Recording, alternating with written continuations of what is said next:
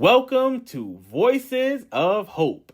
I'm your host, Omar Kenyatta Clark, and this is a brave space, a space where vulnerability meets courage, and where real stories of resilience come to life. Each episode will bring you powerful conversations with people who face some of life's hardest challenges and turn them into sources of strength. We believe each story has power to heal, to inspire, and to remind us that we're never alone in this journey. Whether you're seeking hope, looking for inspiration, or simply need to know someone else has walked through fire and made it out, this is your space.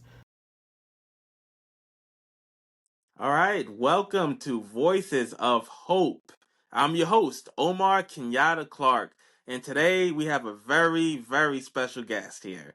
We have Shamona Kirkland. She is a dynamic leader, New York statewide trainer, widely respected for her powerful blend of lived experience, professional expertise, and community rooted leadership. With more than 15 years in community organizing, peer support, and workforce development, she has built a reputation for transforming rooms, uplifting voices, and igniting change everywhere she goes. A New York certified peer specialist, life coach, and seasoned facilitator, Shimona develops and delivers high impact trainings across the state. From emotional intelligence to interrupting oppression, conflict is not crisis, ABCD, and specialized workshops for justice involved communities. Youth and emerging leaders. Her work centers healing, empowerment, and authenticity, creating learning environments where people feel seen, valued, and capable of growth. Known affectionately as Coach SK, she brings bold Aries energy, deep compassion, and a gift for turning her own healing journey into tools that support others. Her leadership extends into creative and community spaces, including her early work in media, youth empowerment, and grassroots organizing. Her mission is rooted in expanding opportunity, cultivating strong peer networks, and helping people to rise to the fullest version of themselves. Shamona continues to build statewide partnerships, amplify the peer workforce, and model what it means to lead with purpose, resilience, and heart. Welcome to the show, Shamona. Thank you. That seemed like a lot. I'm like, oh, she's nice. I mean, she's pretty cool. She's pretty cool. Yeah, she's got But I just want to body. I just want to let everybody know, Shamona is actually the woman who trained me in peer support. Aw. She really introduced me to what peer support is and helped develop me into the peer specialist I am today. So I do have a lot of respect and gratitude towards Shamona. And she's just great. She's great. So I'm really excited to Aw. have you on the show. Thank We you. wanna get into it. We're gonna get into some deep things today. Yeah, Um, let's go for it. Let's yeah. definitely go for it. So we're gonna start off with about the work you do now, and then we're gonna Okay. go into more about into peer support briefly, and then we're gonna get into your peer narrative, which is your healing journey. Um, for the audience that doesn't know. Um, so if you're ready, you want to jump in? Sure. So currently, I'm a statewide trainer for an organization called the Mental Health Empowerment Project. Their headquarters is in Albany, New York, and they have a Rise Center in Mount Vernon, New York. But Okay. I'm hired as a statewide trainer. I work from home, so I work in my satellite office. But the gift that I have in my role is I get to travel across the state and be in rooms that normally I wouldn't be in, and in cultures and spaces that are not aligned with or similar to the ones I grew up in. So I'm learning a lot in my journey that how peer support can show up in different ways. Yeah. One of the yeah, So a so little one of bit about if you could tell me a little bit more about how do you describe peer support? So what a lot of times people use like all the fancy words like trauma informed and person centeredness and strength based, but at the very core of peer support is human, right? Showing up in our most authentic human self is what peer support is. Like when we were kids and we just organically made friends, there was no special sauce to make friends. You gravitated to the person, whether it's because you both like to be in the sandbox or because Hmm. both of you had a boo-boo on your knee. And to me, peer support is one of the most natural, most given gift you can have as a human being. But as you unfold the core and you realize it as a profession, it is using that lived experience to build lasting relationships to help someone foster their vision of what healing is for them. Wow, yeah, that was very well said. But it's mostly it's about that human connection, peer to peer. We see each other as equals. You know, that's yeah, I love that. That's what Mm-hmm. really drew me in that word authenticity. That Mm-hmm. too, like being Yeah, your authentic self. right. There's no instructions to do it. There's no job description. It just is. And if you allow yourself to do it naturally, it becomes so much easier. It's when we try to structure it and put it into job descriptions and we try to find how to do it the right way, it becomes more performative than it is actually impactful. Right, right. Yeah, and I know that's what really drew me to peer support. That freedom to be yourself, to be authentic, to have that flexibility. Because I was in training to be a psychologist, and I was in those therapy rooms, providing therapy, CBT, DBT, all that stuff, and I felt like I was hiding stuff. I couldn't be my Mhm. full authentic self and share my story, with my mental health challenges and whatnot. So coming Mhm. into peer support and being able to learn how to share my story in a way that inspires, and spreads hope, which I learned from you, of course. But yeah, yeah. So yeah, thank you for explaining peer support in such a good way. Awesome. Um Yeah, so tell me more about those trainings that you provide. What are they all about? So now peer support is a national profession, right? It's not just in New York State, it is across the country, and I can almost believe across the nation. There is actually a national peer certification that people can acquire to, inspire to rather. But the trainings that I do is really to get people to hone into that humanistic delivery of peer support, and it starts with self. So when I do trainings, I don't do trainings to say, here is the way you do peer support. I do trainings on how to identify our own internal skill sets, talents, experience and things that's within us, and also tapping into the way we show up as humans. So for instance, the training that I do on emotional awareness, that has nothing to do, it has some to do with the people that you serve. However, it really starts with you. And I don't go into, oh, this is what happy looks like, and if a person is feeling like this, that's not how I do my training. What I do is like, how are you showing up? Are you aware of how you're feeling? Are you aware of what it feels like for you to be angry or happy or experience joy?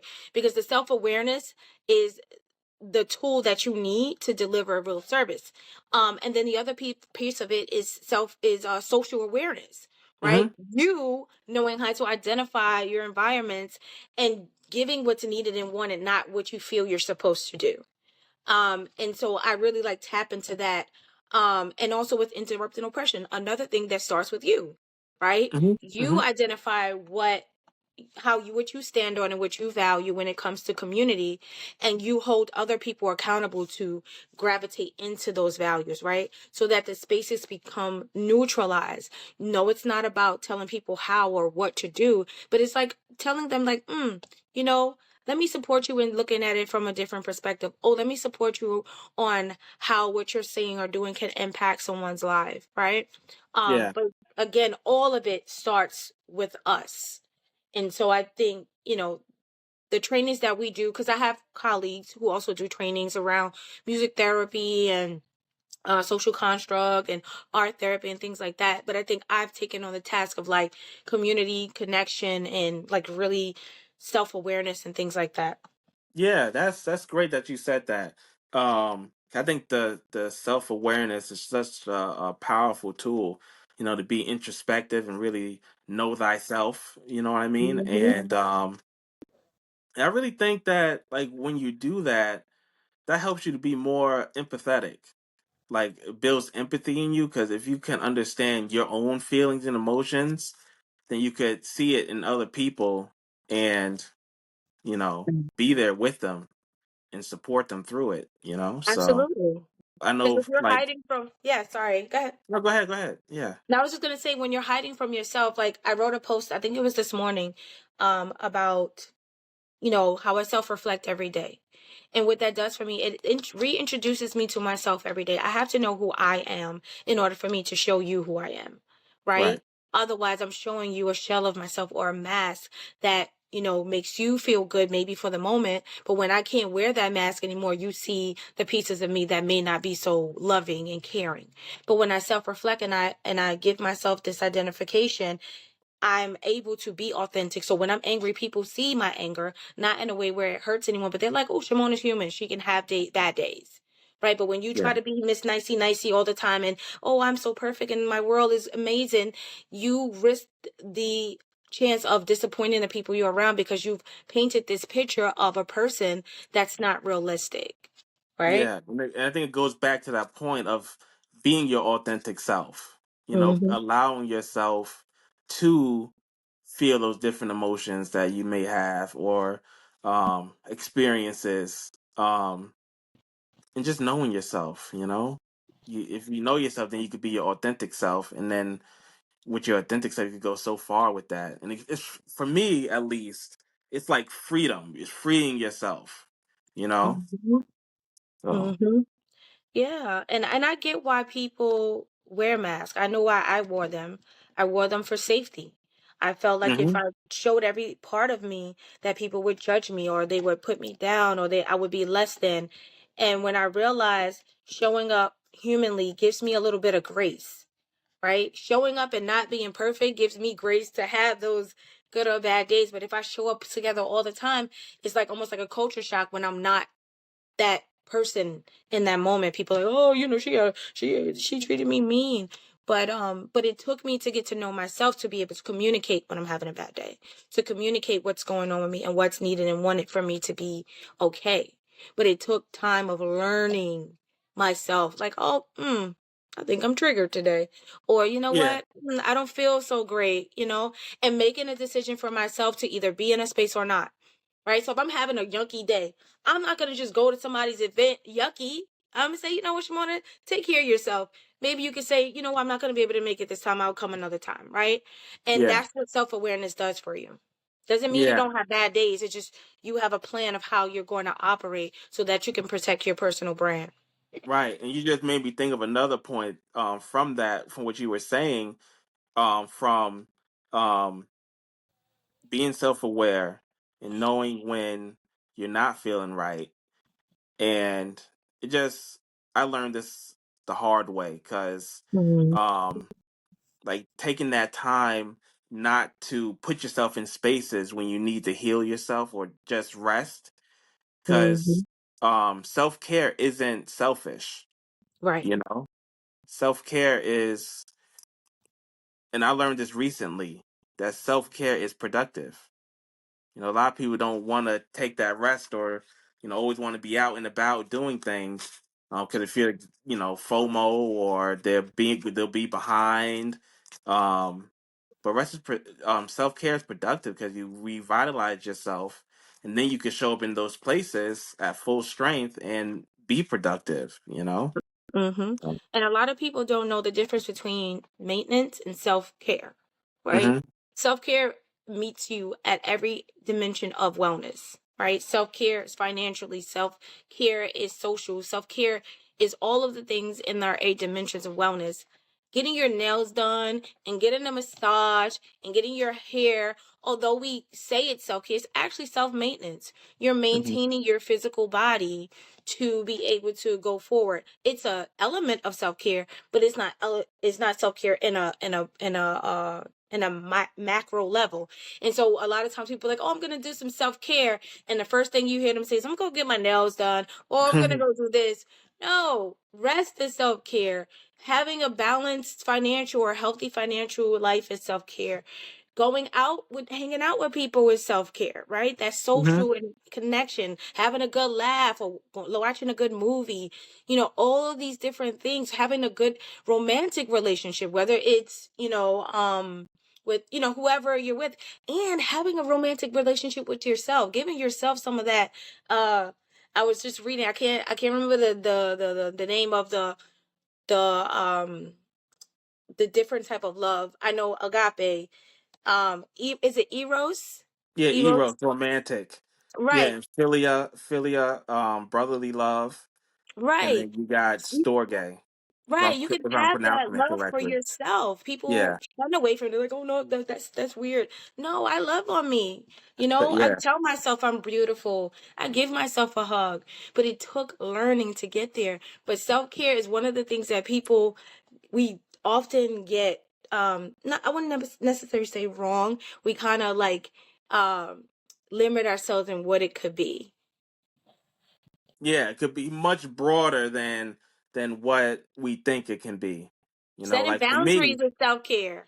yeah, exactly. Boundaries of self care, or the opposite, being with somebody, just hanging out with your buddies, may be self care. You Right. know, We need um, it sometimes. Who wants to be by themselves all the time? I love being with myself. I love walking around the lake and seeing the ducks and stuff. I used to go to dinner by myself. Sometimes I'll still do it, like go and just actually sit at the table and table for one, and just enjoy my meal. And if I feel lonely, I'll just call a friend or whatever.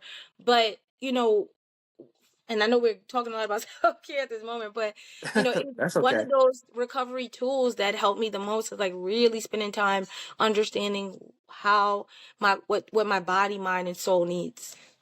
Yes, yes, yes. Thank you for sharing that. And that reminds me to another point. I know I just want to continue with the self care. I feel like it's important for like Yeah, for sure. especially yeah, it's really good topic to talk about because I think um especially if you're suffering from mental health challenges or going through a life challenge, like you Hmm. say, to take that have that grace, to be able to slow down Hmm. and do that self care. But the next thing I wanted to ask you was about I see that you've been posting gratitude posts. And I want Yes. to ask you just a little bit about that and how the gratitude affects you or and what's behind it and whatnot. So, I graduated from this program called Momentum Education back in 2018. They have a full program. They have a basic, advanced, and leadership and mastery. And it's all about professional and personal growth. And in our culture, in our community, every November we do 30 days of gratitude. Um, you can do it on Facebook, you can on social media, or whatever, or you can just do it at home in your notebook, whatever. But the goal is to have us really like think about what we're grateful for. And I can tell you all, I'm on day 22. It's not easy, right? And that doesn't mean that I'm ungrateful. It just means that because you're in the mix of life and you're in the day to day and you're dealing with the problems and you're solving the problems, you don't really, and let me speak for myself. Sometimes I don't really take the time to really think about the things that I'm grateful for. Of course, I'm grateful for God because He wakes me up every day, right? He gives me another chance to be uh, in the greatness that He created me for, right? Every day I get a new day, I'm grateful for it. But do I say it? Right? Do I wake up and say, God, I'm grateful for this day? There are times when I do, right? But doing this particular activity forces you into that mindset of gratitude. So every morning when I wake up, I have to think about, because I have to do my post, what am I grateful for? And I can tell you, I sit and I'm like, at day like 15, I was like, what else is there to be grateful for? I didn't Mhm. show gratitude for my children. I showed gratitude for my family. I showed gratitude for my parents and my career and everything. I was like, okay, at day 22, what am I grateful for? What is left?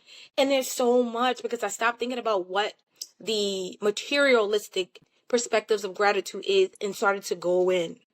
I started to go inside of myself because I'm grateful for these things too, right? I'm grateful for my peace. I'm grateful for my spirit. I'm grateful for my ambition. I'm grateful for, a lot of things. Like I've had a big career. And if you had a conversation with me outside of gratitude, because of the things I beat myself up about, not having a degree, not having this or not having that, you'd be like, oh, poor Shamona, like her life is just not so great. Or if I talk about my mental health diagnosis, or if I talk about all the challenges I had throughout my life and all the trauma I experienced, where's the gratitude? So I love doing this exercise every year because it forces me into that conversation of gratitude, and it helps me to identify spaces where I can be grateful for that I don't think about daily, that I don't think about naturally. And so I actually love doing this. I think I put my foot in it this time. I really dug in Yeah, put your this foot year. in it. I put my foot in it this year because I was like, I'm No, gonna that's do this. right. And it takes me through a journey, right? Because then I have, I look for pictures that align with my gratitude, and I start appreciating that.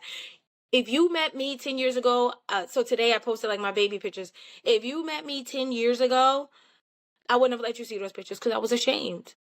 Mm. My hair wasn't long. I didn't have, the standard of beauty, as a, back in the 80s when, there were, believe it or not, for little kids, there was a standard of beauty. Um, I didn't have all that. So I had built this shame as a little girl. I was very skinny. My eyes were like big as all get out.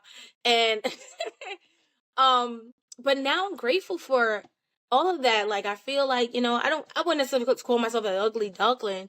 But I would say, I'm so grateful for it because it reminds me of my mom. It reminds me of my son because my son looks a lot like me, and now my granddaughter. So those eyes and that nose and all of that has generated a legacy that I can now appreciate and feel grateful for. So, that's pretty much what the gratitude exercise is doing for me. I encourage people to do it. Like there's no force. And I do it also, you know me, I'm always trying to build impact. And I do it Oh yeah. consistently so people can see the consistency and maybe they might want to join in. Hmm. Yeah. Yeah. So, just a little bit deeper. Where, emotionally, how did the gratitude affect you emotionally? Well, there were days when I actually cried. There were days when, Okay. especially when I had to talk about my mom. My mom died 21 years ago.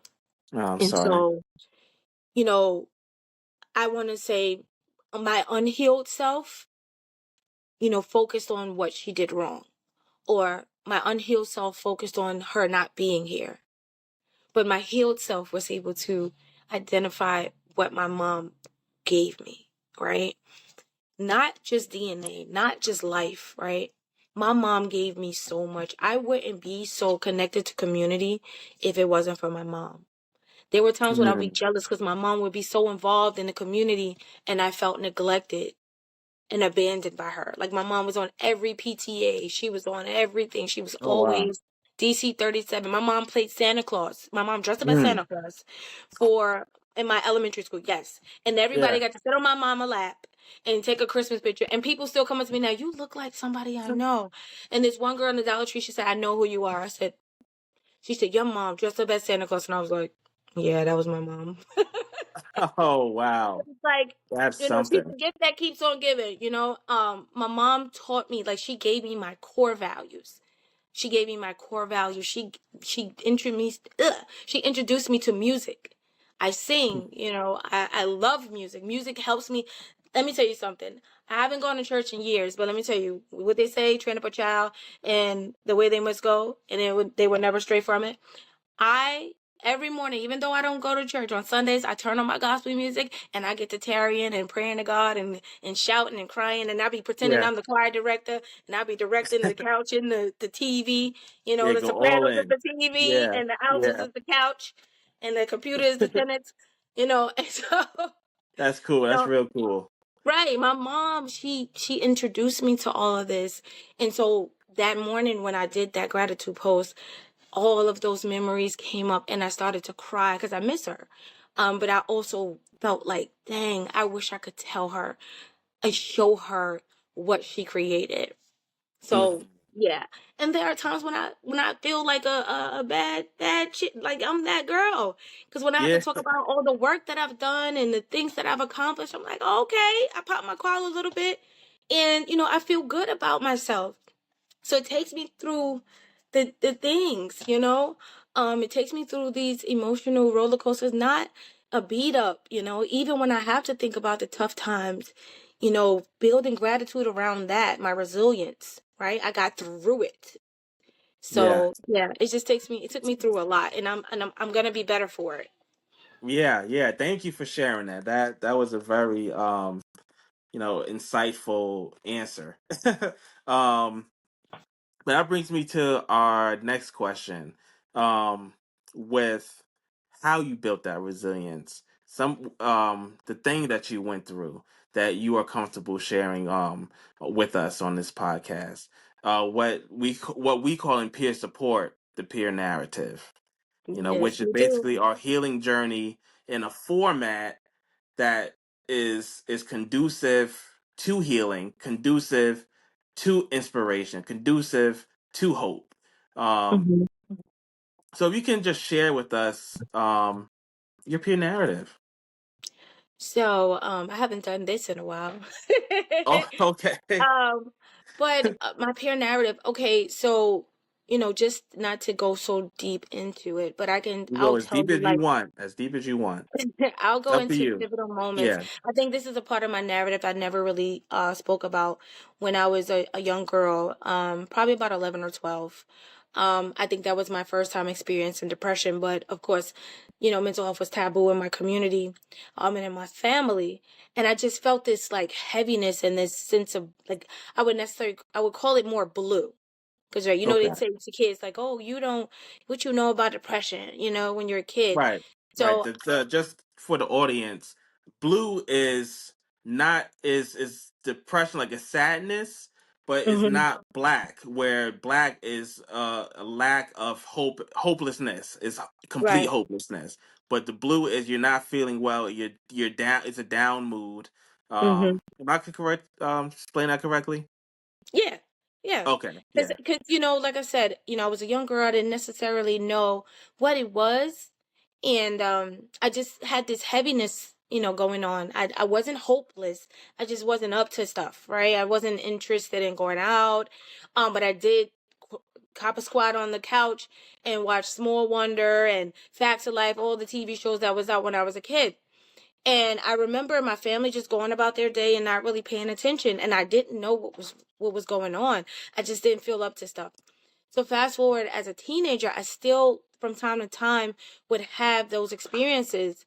And I got bullied relentlessly as a Mhm. kid. Like it was like I walk in the school and it's like immediately people were attacking me and saying bad things about me, and that blue became black, right, Oh like you were man. talking, Yeah.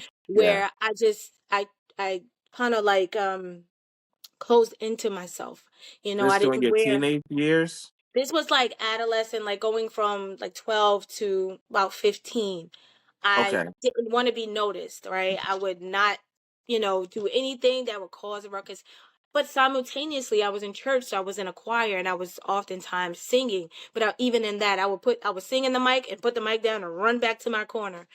And it was just such a sad time. And there was no programs like we have now where people are really engaging youth around emotional awareness and emotional pain and things like that. I had to deal with it. I had to figure it out. It was like, what's wrong with you? And it was like almost I was what you call blamed or criticized for having those bad days. Yeah. Um and I So was you and I really like on your own, really, with those yeah, feelings. You had them in you, but there really wasn't the support at that time to really have an outlet for it. So absolutely. yeah. So fast forward from about 14, 15, I had met this lady who was my neighbor. And she was really nice to me. She used to take me to South Street Seaport. She used to take me around town and stuff like that. And one day she asked me to go up to her house and turn off her pot. I think she was cooking something and it was on the stove. And so she said, "Go, okay, you go upstairs and turn off the pot." So I went upstairs and turned off the pot, and as I was upstairs, her son was there. and I didn't know he was upstairs, and he tried to sexually assault me. Mm. And that began a spiral of behavior with, men in my community, where I was naive, in the beginning. I wasn't sure about this, because remember, I was very closed in, and bullying, the bullying never was like that. It was never sexual. It was Yeah. more so like, people tease me about my hair or my face or my weight size or things like that. But this was different.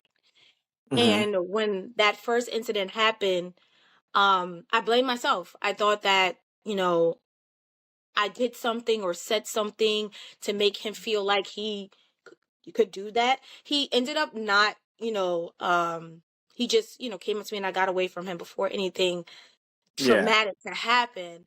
But that was just the first incident. And then after that, I want to say it seemed like it was happening all the time to me. Yeah. And So every you, time it happened to me, I blamed myself. And that's when it just got yeah, darker and darker for right. me. You kind of internalize that in a way that something is that you're doing, something is your fault. Yeah. Yep. And that kind of carried me. I became a teen mom, because then I gave up my power of my self agency, because I felt like this is what I'm supposed to do. If I give it willingly, I won't be attacked. If I say yes, they'll be nice to me. And I became a teen mom, and I chose not, like, my son's father didn't say me. I chose that experience, but it just created a message in my mind as a young girl that I had to give up my body to be liked. And Mm. that journey took me through so many different waves and bounds, and you know, I you know, I want to say I didn't really find freedom until I was in my 30s. Can you imagine that? Okay. Wow. Yeah. Right? So Yeah. it started at 13, this idea, and I didn't find freedom from that idea until I was in my 30s, two children Wow. down. Yeah. And I finally said, no, this Yeah. belongs to me, Yeah. and Tell I me about choose. that. Yeah. Tell me about that process of fighting for that freedom and getting to the point where you turn 30 and you're like, okay, now I can breathe. Now I have this freedom, or this freedom is developing. Yeah, just tell me about that process, that transformation. So it was a lot of different things. So I was hospitalized when I was about 29. This was the first time that I had a well, it wasn't the first time I had any psychiatric treatment. It was the first time that I was hospitalized and medicated and things of that nature. Um, because all that time I was trying to use my resilience and personal strength to get through all that trauma. And then one day it just didn't work anymore. I was so scared. Like, you would have think there was a gun to my head, how afraid I was that day. And I was just afraid of my mind. I was afraid of what I was thinking. I was afraid of the experiences I was having. And I climbed in a bathtub in my house, and I was shaking and crying. And then I told myself, there's an inner resilient, this little girl inside of me is so strong. She said, get up and go. She said, get up and Wow. go. And I went to the hospital. I took away the shame. What I did was tell my family that I had a stomach ache, Mm. and I went to the Kings County psychiatric ward, and I told them my story. I told them everything that was going on. And of course, they gave me a psychiatric label. They said, okay, you're experiencing bipolar disorder, and, all this and that. And believe it or not, in that moment, I felt a sense of peace, right? Oh, it's not me. Something's doing this to me, right? Just like, Right. okay, you got a cold or you got this. Yay. So Yeah, what we kind of going to give do to you a fix it? name to kind of give you a name to what you were experiencing, Right. It was because I like, feel now I like, know who, right. Yeah. Now yeah, I know who the enemy is. It's not me. right, right, exactly. Yeah, yeah. Right. And so when they gave me that diagnosis, I was, had mixed feelings, like, is it true? Like, is this real? Okay, I guess, right? And I started the treatment. Went to therapy and everything like that. But it was when I started to connect with people with lived experience that I found out that although I had this psychiatric label, it was still a human experience. That my human body was not built to withhold or withstand trauma, and that it took my will, my will, the will that God gave me, to come from under it, right? The medication will do what it do. You know, I took medication for years. To me, medication is a tool to help guide you, almost like if you broke your leg and you have crutches. You don't wear crutches forever, right? You wear crutches to help you sustain while you're in your healing. And when I started to really understand that and understand, I looked at my medication differently, because I used to be ashamed of medication at one point, Yeah, where if me I told too. people if I told people I took medication, that they would judge it. People say, "Oh, it's just like if you were." No, it's not. You could tell someone you're taking blood pressure medicine, they won't wink. You tell them you're taking psychiatric medicine, they look at you like you're gonna beat them up or steal their food or, do something like that. So there's that stigma. I think the stigma kind of hindered my healing. I think I could have gotten It to that does. Yeah. space a lot quicker had that stigma not held me back. And did And you have so self stigma? Self Yes, stigma. Yeah. absolutely. Because Yeah. remember, everything I knew and understood came from other people, right? Hmm. Came from family, came from friends, came from doctors. So any understanding I knew about my condition came from other people. It took that self-awareness that I keep telling you about that got me to the other side of that. When I started to educate myself, when I started to ask questions and stay curious, when I started to identify the when, what, how, and who of my Yeah. experiences, it helped me to climb out of those boxes and stand tall.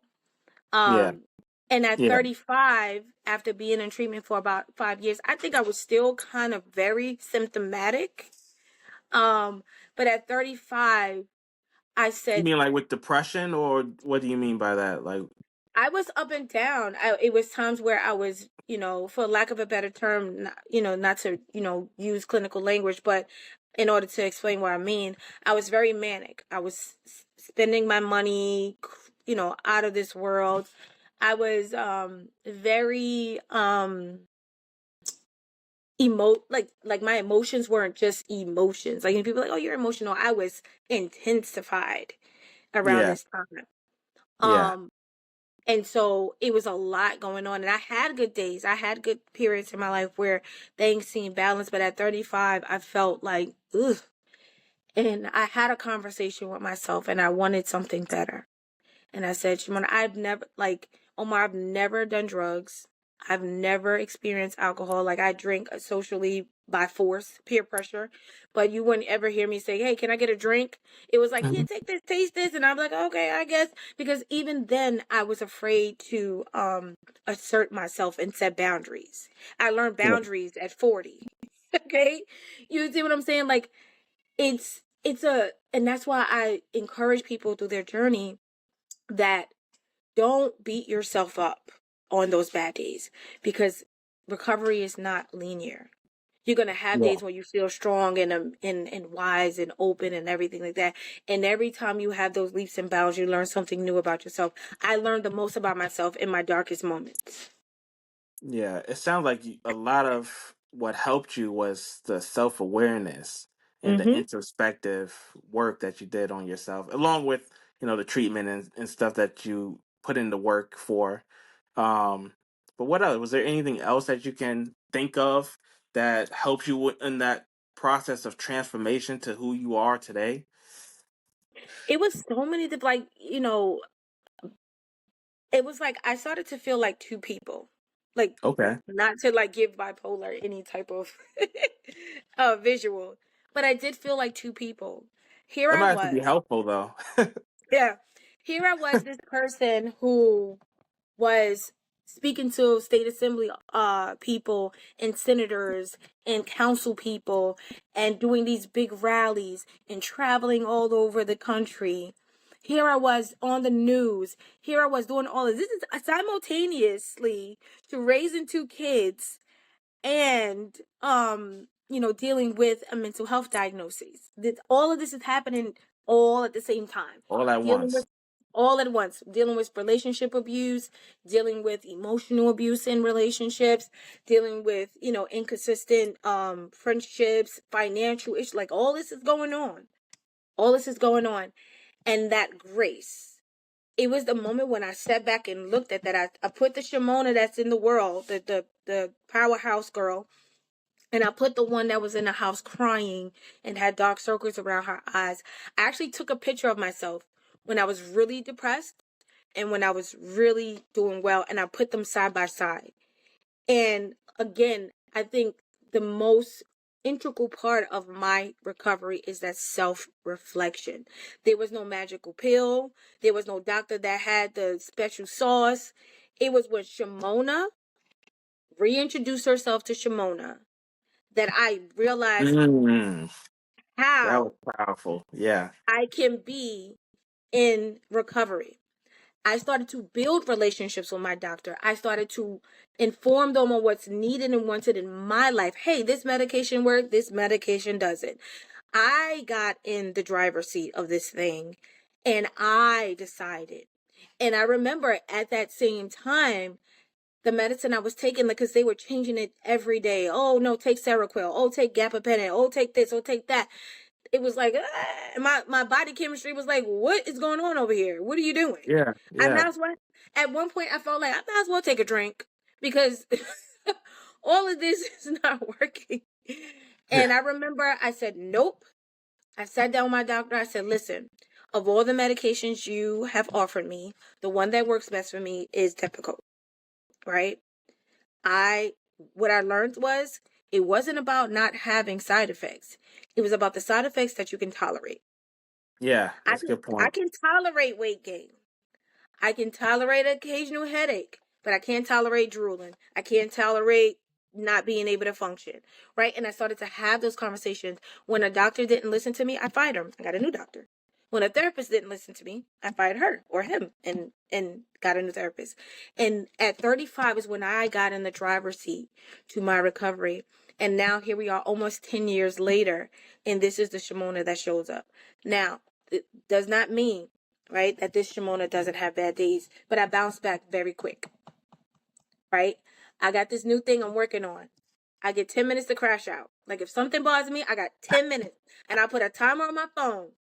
Because what I realized is that when I would get upset about something or something would bother me and I would tell the story to you, I would like, Omar, let me tell you what happened. I go tell it to somebody else. I'm re-traumatizing myself. And yes, it's just a inconvenience, or it could have been like a small inconvenience, but whatever it was, I'm telling the story over and over and over again. And then I start ruminating and I can't sleep. So now this is my new tool for today with Shimona. 10 minutes. You crash out for 10 minutes. You got 10 minutes. Now, you can use that by talking to yourself. You can call a friend, but you only got 10 minutes because I have Mm. to take care of me. Yeah. That I, comes back to the self awareness. You got to yeah, know.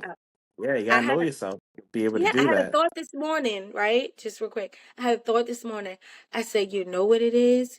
You got to be a mother to yourself. When my Mm. kids will get a boo-boo, what I'll do, come get the first aid kit and nurse their knee or whatever is going on. If they had a bad day Yeah. and their feelings were hurt, what I would do, encourage them, tell them everything is okay. Yeah. You That's know what I'm deep. saying? Yeah. Gotta That's do it for deep. me. I gotta Yeah. mother That's me. Yeah, you just remind me of this book I read. It was called The 12 Rules for Life by Jordan Peterson.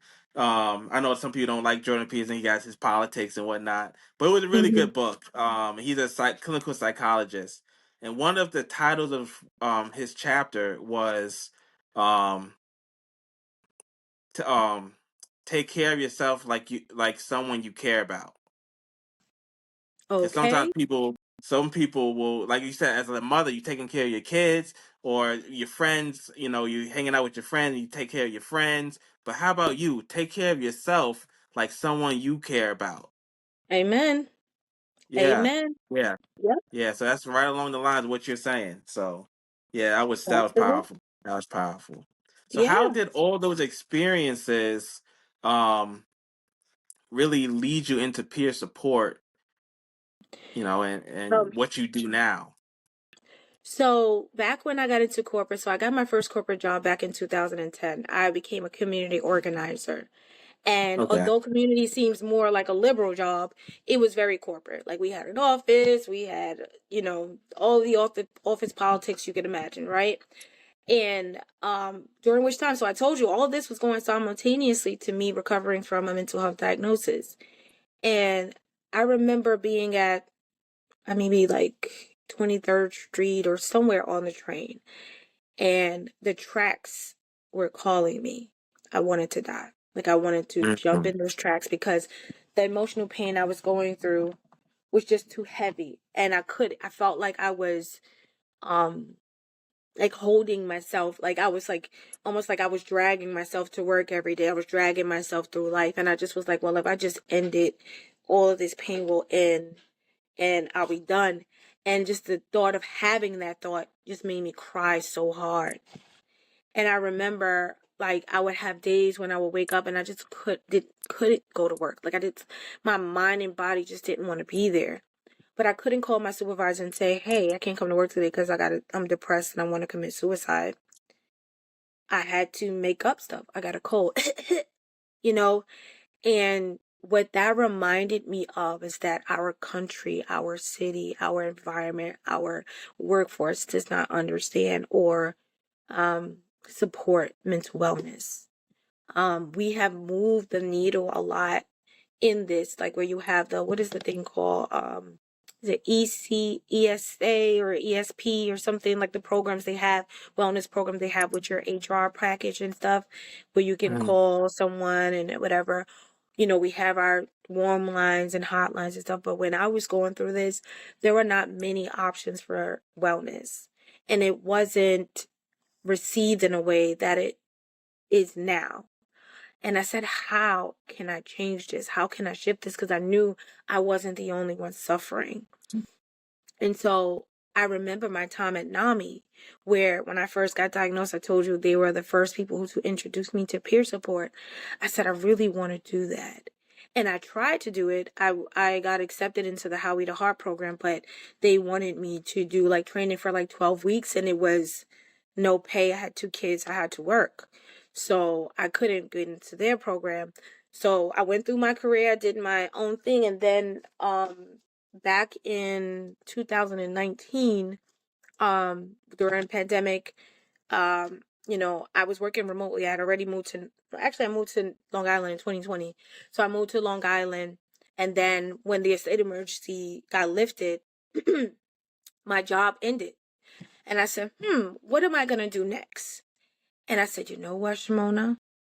Instead of going back into politics, this is your opportunity to go into peer support. And I signed up for the CRW training. I wasn't working. I was getting income to pay my bills. It wasn't like I was in a position I was back when Howard the Harp introduced me. So I said, you know what, do it, right? And I went into CRW and I went fully in. And the things that I learned about peer support, where it had grown to from back in 2011 to now, and that there was a whole career. Because, Omar, when I started peer support, there was no certification. This was 2011. There was no certification. The certification came around 14, 15. And, even though Howie the Harp had their program, there was no profession of peer support. And so now I'm at a space where peer support has become a profession. I can do a both and. I can be a peer support specialist and I can have an income. I can do a job doing this, right? Best of both worlds. Look at me, yay. And so I got into CRW. I did the program, learned so much from Jamie about peer support. I did the APS. I started APS courses back in 2000, maybe 13. No, matter of fact, 17.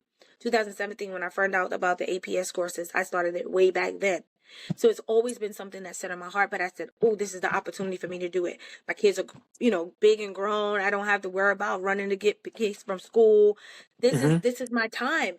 And I can tell you this, I took pretty much a 70% pay decrease by taking on peer support. When I was working for the city, I was making close to $120,000 a year. I'm making probably half of that. But it wasn't about the money. It was about the impact. I wanted to be that person someone called when they were at that train station and those tracks were calling them. I wanted to be the one to tell them that was me 10 years ago, almost 10 years ago. And here I am, right? There's another option. right? Yeah. I Show hear your people it's pain, I see it, possible. Yeah. Yeah. right? Another day is possible. Like you said, another Yeah. day is possible. But in that moment, had I made a different decision, I wouldn't be here, Omar. I can tell Yeah. you I was 85% on a yes that day to just, I planned my funeral and everything. Mm. Um, because I was that much in pain and I didn't see hope in sight. And then when I was able to make that decision, I said, you know what, I'm going to facilitate hope. Yeah. That's what my legacy is gonna be on. Yeah. That's a beautiful thing that you were able to turn your pain into purpose, Mm-hmm. and have that impact because you are having an impact, you know. Thank you. Um, yeah. But what gives you hope? Y'all, look at you, Omar.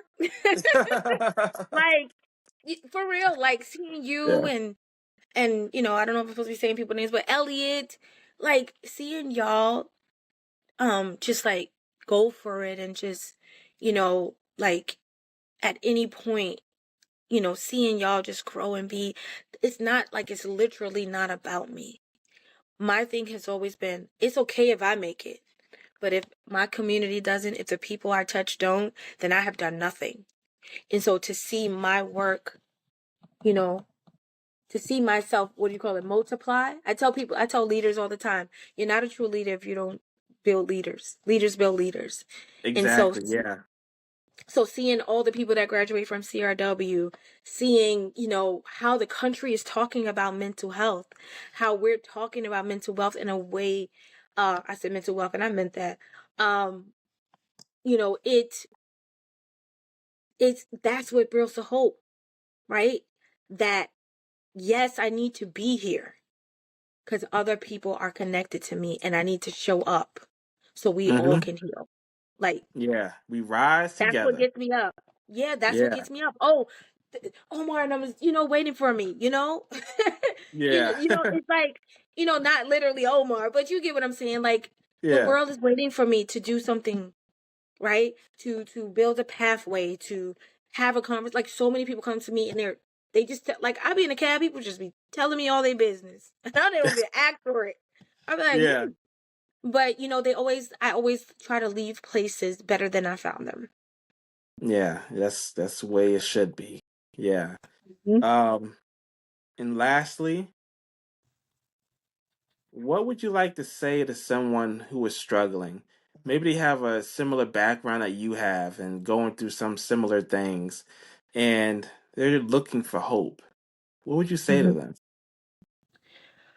Well, there's so many things I can say, but I would say stay another day.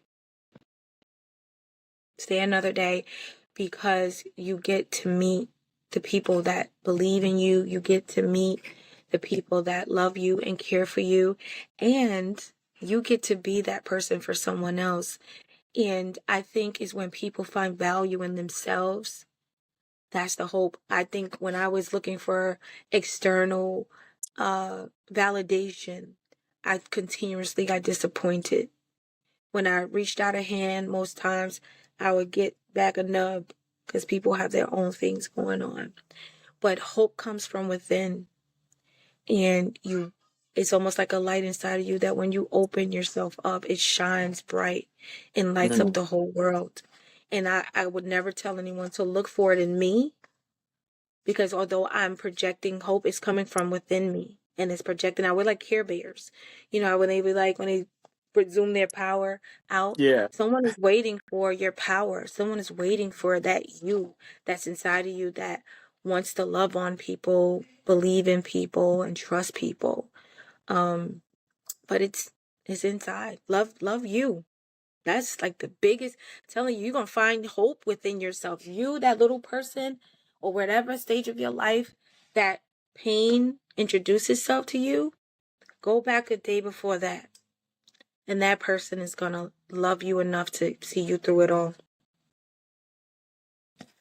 Yeah. That was beautiful. Um, yeah, that's such a powerful message. And thank you for that, Shamona. I Of think course. that's going to help a lot of people. Someone just heard that and they're going to take that to heart and it's really going to help them through whatever they're going through. So, Mhm. um, yeah. So Shamona, you Yes. are a voice of hope. Aw, thank you.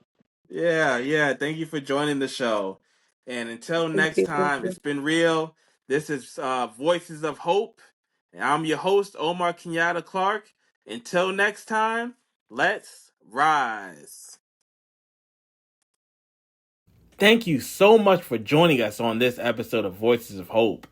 Your time and attention mean the world, and we hope today's conversation has inspired and encouraged you.